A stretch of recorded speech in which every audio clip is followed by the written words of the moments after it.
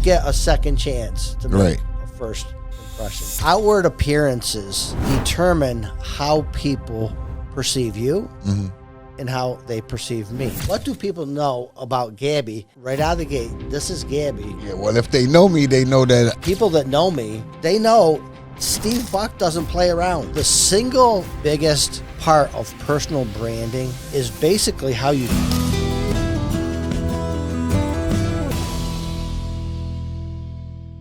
Welcome, everybody, back to Dream Life Podcast. I am your host, Steve Buck, and I have my co-host with me again, and his name is... Gabie.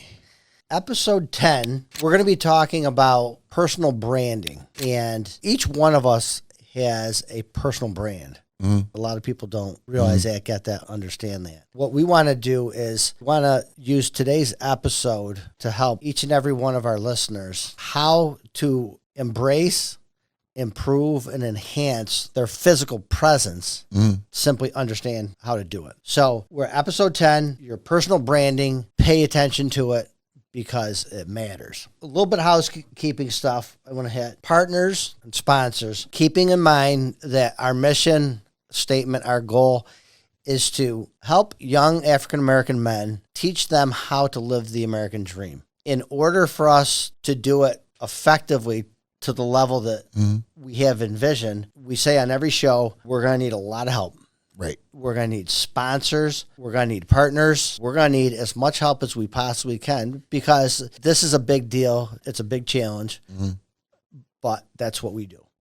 And we're going to make this happen. We're going to build these knowledge centers in the large metro areas starting out across the entire United States of America, but we need help. I can do everything. I just can't do everything, and neither can you, right? Right. So I can do what I can do. Gabie, you're going to do what you can do. You're going to be working with our partners hand in hand to get these things set up. But we need sponsors. We need computers. We need desks. We need software. Smart people. We need teachers, mentors, everything to help this community turn things around. We need it. So if you're interested in partnering or sponsoring with us, please email us, contact us through social media, whatever different mediums that you see on our screen that you want to contact us, get with us, and somebody will get back to you, and we want your help. Questions and answers very soon, possibly even before this episode is broadcast. We're going to have a questions and answer session. So our listeners, our sponsors, if you have questions on sponsorship, send questions on sponsorship or help, okay? Because we want everything to come together organically here with both our listeners, people who need our help, but also our sponsors and our helpers in this mission. So sending questions, we're going to give you answers, and we're going to be starting that up very soon. I would start this episode, Gabie, kind of with a statement that probably many people have heard before, some not. It's often said, you should dress for the job that you want, not the job that you have. Right. So let's just digest that for just a second. Why would it be that somebody would want to dress for a job that they don't even have? So they could look like they got it. Exactly. Okay. It's like people try to look like they got money and don't have it until they get it. Right. There's nothing wrong with turbocharging your physical presence, which dovetails directly into personal branding. Okay. The single biggest part of personal branding is basically how you dress, whether people purposely do it or do it by default or however you want to think of it. It's like automatically when you look at somebody, you see how they're dressed and you form an immediate first impression. If it's the first time that you're seeing that person. Right. That's human nature. It's not good. It's not bad. It's just, it's human nature. When I'm meeting somebody for the first time, okay, I automatically, naturally draw inference on the level of success that I might think, right or wrong. That person leaves me with an impression for one item. How they dress, what kind of clothes that they have on. And again, this isn't about being right or wrong or good or bad or anything. It's just a natural impulse that every one of us has. So statement number one for this episode, I basically should be that outward appearances determine how people perceive you and how they perceive me. I'll give you a simple example. I don't go to the store very often, but when I go to the store, everybody thinks I'm the manager. Okay. And you might ask yourself, why do people think that you're the manager? They always asking me for directions to the building, like I got a uniform on. Number one, it's typically because the way that I'm dressed, unless I'm really super casual in sweats or something. Typically, I dress like somebody who's in charge. And they can tell by the look on my face that I'm about to make something happen. Right. You're going to do something. That's right. Now, I'm just there shopping, but I'm going to make shopping happen. Right? That's right. So these people, they automatically, they go, I'm sorry, are you the manager? No, I'm not the manager, but I could probably help you. Right. And why do I say that? You probably can. Because I'm a type 1 person. I can make it happen. Okay. Because I pay attention, and I may. The fruit is right over there, man. I may not shop in the women's section, but I know it's on the right hand side of TJ Maxx. I know what the bra look like. Right? They right over there. So people get these. Okay. And again, for 2 reasons. Number one, the way I'm dressed. And number 2, they look at me and they're like, this guy, he's going to make something happen. Right. And so he's got to be the manager. I can just tell by looking at him, he's going to make something happen. Are you about to talk to the manager? So that's a combination of how you're dressed and the expression that's on your face. Okay. I only smile when I'm laughing or I find something funny. But other than that, I'm all business. Okay. And if I go shopping, I'm there to do business and I'm going to make something happen. That's right. People, they get that vibe. They see it. They say, that guy. I could tell he's going to make something happen. Got a purpose up in here. Right. He's walking from point A to point B with a purpose. Right. And there's nobody who's going to get in his way. And okay. Right. So this is part of our personal branding. And people that know me, they know Steve Buck doesn't play around. It's business, okay? And it could be lighthearted business, but it's business. Right. Okay? Now, if you want to joke around, we can do that too. Right. And there's a time and a place for that. But 99% of the time, I'm all business. Right. Okay? And there's no time for games. Right. Okay? Because Steve Buck is a type 1 person. Right. Steve Buck's going to make something happen, okay? No time for playing too much. When it's Sunday afternoon or if it's New Year's Day and there's a football game on, then Steve Buck's just sitting back chilling with everybody else. Right. Okay? But if it isn't that, Steve Buck's he's going to make something happen. He doesn't even care if it's washing the dishes after Christmas Eve dinner. Right. Okay? Or helping somebody get the garbage out or okay, what needs to be done? I'm always looking for something to do. Not because I'm that much of a workaholic, but I just love to see things get done. Okay? Right. I love the person that there's the garbage, it's full, it's stacked up to the top of the garbage can. And they'll sit there and they'll put a banana peel right at the very top, just hanging on by a thread. And I look at that person and I think to myself, that's a type 3 person. That person has no idea what even happens. Yeah, right. When that banana peel falls on the floor and somebody goes, poof. Right. Right. So when we're talking about this idea of how people perceive us, it's how we're dressed, what type of expression do we have on our face, and what are we doing? You know what I'm saying? Are we doing something so absent-minded, like putting the banana peel right on the top of the garbage can that's overflowing? Or the can is there and you totally miss it and it's on the floor. Like it's right there. Exactly. I don't know what to think about that. Exactly. So if you're a type 1 person, you think about these things all the time. You close up the garbage and tie it off and get a fresh one, so no pillars on the floor. There you go. Right? Or the person, there's dishes piled right to the top of the sink, right? There's no room for anything else. And you've got this nitwit who they're going to put their bowl or their plate on top of it, and they're going to right now. A type 1 person, they're going to at least they'll wash it. Yeah, clear it out the way some kind of way. There's no casualties. Right, organize it, right? Start rinsing down, right. Start working some more stuff, either wash it or get it ready to be washed. So there's all these things like this that we want to think about and we want to understand how to react to it, okay? Because I submit to you that my personal brand, anybody who knows me well, anybody, every single solitary person who knows me well, they know one thing. Steve Buck is about to make it happen.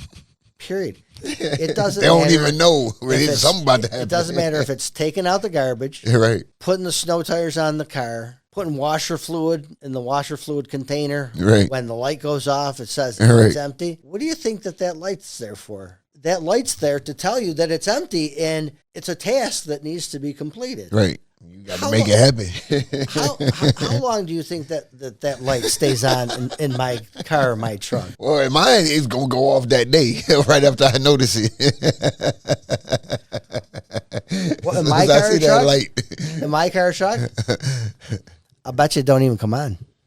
Well, that's a fact too. Okay. It's going to stay with some fluid when I see it's getting low. Right. Okay. Because I don't need the light to tell me that it's low. To disturb you. Okay.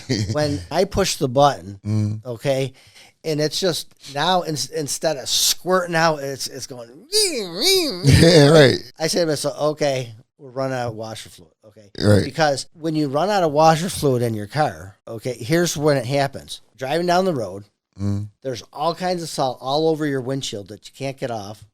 The sun is blazing through, right? It won't run out on a wet day when you don't need it. Right. It always runs out on a dry day when the sun's shining.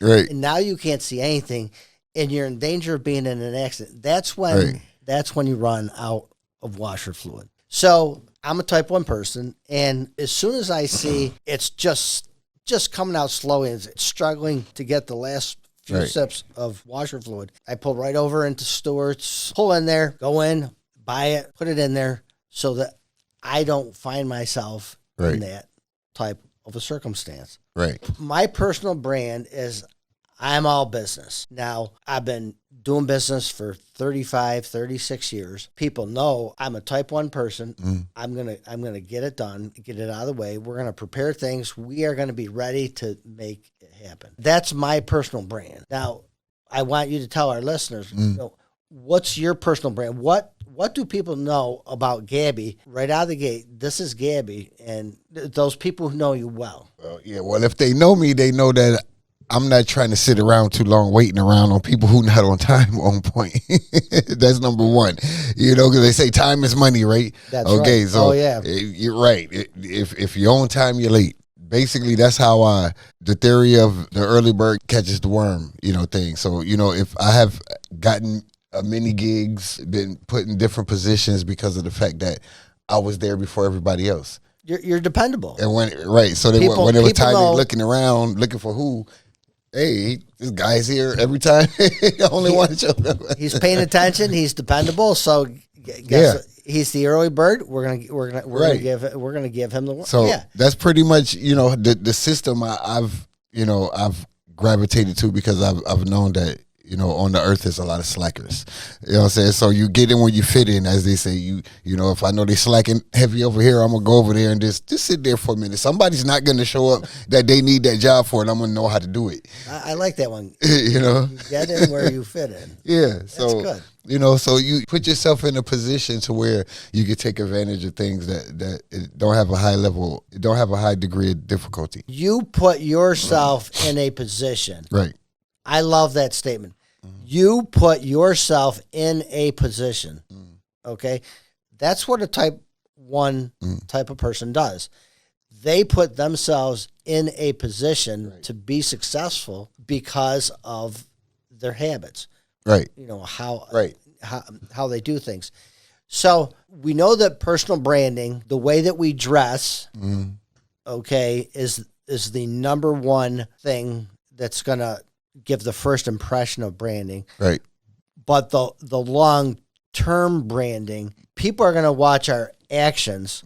Once they know who we are, they're going to watch our actions. And so you've got a short-term brand and then you have a long-term brand. Right. So you have two different levels of branding. And then it becomes solidified once you have that longevity where you're interacting with people and they really know who you are. That's the brand that's going to stick with them. Okay. My son's a great example of this. When my son was 13, 14 years old, he started his own used fur sales business on eBay. He would buy used furs, he'd get, phenomenal deals. Okay. When, it may be late at night or early in the morning or whatever. So when these coats were ending at really weird times, he'd get great deals on it. He'd market them better than they were originally marketed. Right. And he'd be able to make a profit. Right. Okay. From a very young age, my son got a reputation and a brand. Right. Okay. His name's Christopher, and the name of his business is Christo Furs. So nice. But from a very young age, he started his branding very, very, very early. Right. Okay.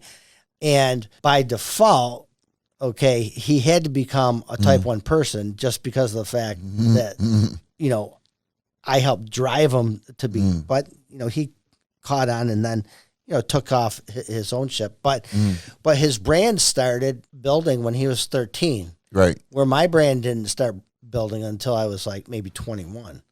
So our branding, what I call our permanent branding of our adulthood, it's going to start later in life, but at some point in time, it's going to start branding, and then it's going to carry with you for years and years and years. The reason that I bring up the story about my son is the fact that there's a fur district out in Los Angeles. Right.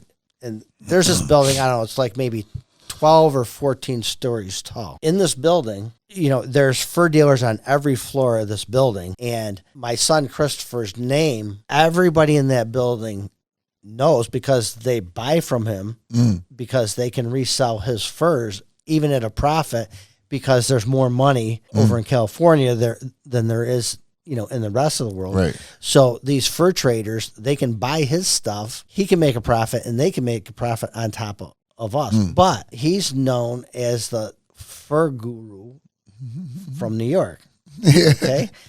And all these people, he knows so much about furs that they thought that this was his full-time gig. They don't even know that this is like a part-time gig. Yeah. Right. And every one of them knows his name, and every one of them does business with him. Okay. So again, that's building your brand. Okay. From your collective actions on how you do your business. Right behind your clothing, what you wear, how you present yourself is set. There's a saying that cleanliness is second only to godliness. I've seen people dressed up in suits, okay, and they look dirty. Yeah, right. Okay. Their hair's unkept. They're not shaved. You know what I'm saying?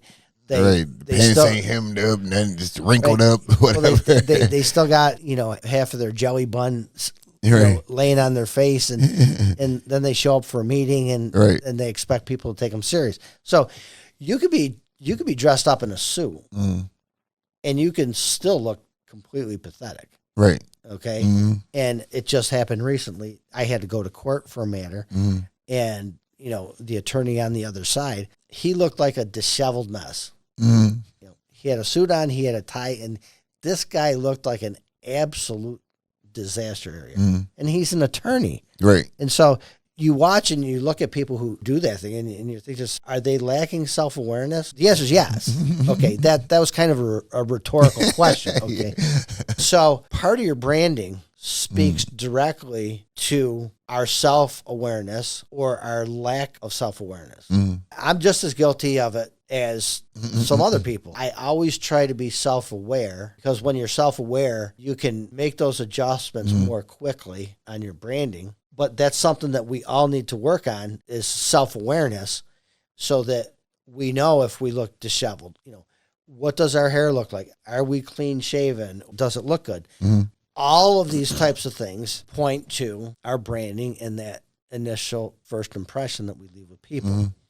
Now, one of the things that drives me absolutely batty when I see it in young African-American men is their pants are hanging halfway down to their damn ankles. And I'm like thinking to myself, do you really expect somebody to take you serious when you're showing your underwear and your ass to the world? My wife don't want to see your underwear. Right. You know what I'm saying? Pull your pants up, tuck your shirt in. The only people who ass crack we used to see is the plumber. Well, That was every damn body, right? That's right. Everybody want to show ass crack, huh? The plumbers are the only ones who are entitled to show the ass crack. Okay, and they working when they do it. That's right. And their branding, okay, their branding is that plumbers are taking care of our crap, right? And so that's their brand. So it's acceptable for them, okay, to have that. But that's a very serious thing that a lot of the inner city youth need to understand is that I don't care if you're going to work at McDonald's. Right. They're not going to take you serious. They're not going to be thinking about making you the manager if your pants are hanging down, halfway to your ankles. So wear serious clothing and wear serious clothing seriously. Right. Right. That's a big deal on your personal branding. Okay. Again, if they want to be type 2 or type 3 people, then you can wear your pants hanging halfway down to your ankles. Pajamas, and that's fine. Outside. Okay. But I guarantee you that all type 1 people, they wear a belt and they keep their pants got a belt above their hips. Right. That's just it. You can't be a type 1 person. Okay, and not have a belt if you're a man. I'm sorry. It's impossible. You need a belt to take off to whoop some ass. There you have it. And unless you're a guy who's got a 24-inch waist, and your hips are going to hold your pants up, instead of send them down, you need a belt. Yeah. So that's everybody. So we touched on a little bit. Pay attention to your hair. Carry a comb with you if you have to. Just be aware of every single aspect of your appearance, your clothes, your hair, your eyebrows, your facial hair. Look at yourself and scrutinize every little single solitary piece of what's being presented because people are going to notice and they're going to look at it. Self-aware is basically knowing what others are going to look at and see. Right. While you're doing it. It boils down to self-awareness. Yeah. Be aware of what you look like and how other people are perceiving you. Right. Right, wrong, or indifferent doesn't matter, okay, because people are going to make a judgment call. Right. And they're going to get a first impression. And so you don't get a second chance to make a first impression. That's right. Your teeth, to the extent possible, pay attention to your teeth and your breath. Doesn't cost a lot of money to brush your teeth. It doesn't, cost a lot of money. If you got to put a piece of gum in your mouth before you go to an interview or meet somebody, have some breath savers on you or a piece of gum that smells good. If you're a smoker, don't smoke before you go to an interview. If you're going to go looking for a job, dressed like you should work in the hood, you shouldn't expect to get hired. Yeah, right. Should you? No. Let's just think about it for a second, okay? Let's just say somebody's going to work in a restaurant. They're a waiter. If that waiter or waitress is waiting on me, I want them to be well-kept. I want them to look clean. I want them to look like I don't mind them handling my silverware, my food, all this stuff. And again, it's just self-awareness. Do you look like the type of person that you would want handling your food and your silverware? In the same position, right. Yeah. It's no different. When it comes to appearance and your personal branding, I can't help but, did you ever see the movie The Pursuit of Happiness? Yep. Okay. Will Smith. With Will Smith. Mm-hmm. Okay.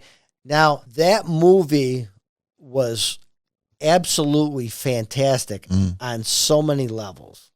Okay, that I can't even tell you. But if you're watching this podcast and you're a young African-American male and you have not seen the movie The Pursuit of Happiness, you're doing yourself a disservice, and I want you to go out and I want you to watch it today. Because what Will Smith does in this movie is he's taking the human right from the Bill of Rights that says every single solitary man or woman that lives in the United States of America has the right to pursue happiness to the extent that's legal and it makes them happy. And notwithstanding the fact that life does not solely comprise of things. I feel a lot better eating filet mignon, okay, at Ruth's Chris than I do eating a fish fillet at McDonald's.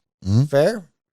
Right? So the pursuit of happiness, rightfully so, is measured on the type of clothes that you can wear, the type of food that you can eat, the type of housing that you can have. That's part of the American dream, the pursuit of happiness.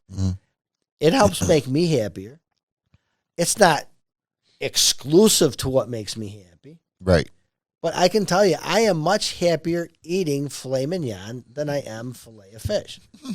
That's just the way it is.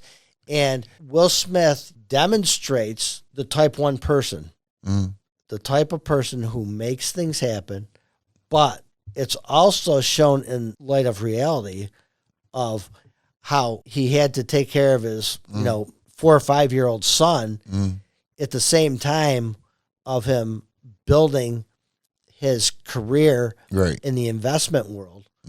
Okay. Just a fantastic movie.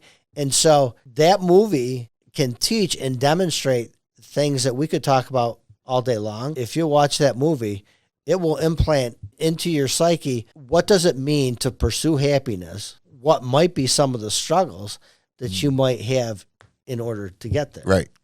Again, if you haven't watched the movie Pursuit of Happiness, you got to watch it. It's a great movie, and it'll teach you several great life lessons. And one of the big things where is that in that movie, he was a very self-aware person, and he was always analyzing everything to make sure that he knew where he really stood in things. The last thing I'm going to say is that for long-term branding, the way that you behave, the things that people see that you do, that is going to solidify your long-term brand on how people who know you and know you well, how you behave, the things that you do, that is going to speak.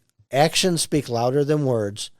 You can say you're anything, but people are going to believe what you do much quicker than they're going to believe what you say.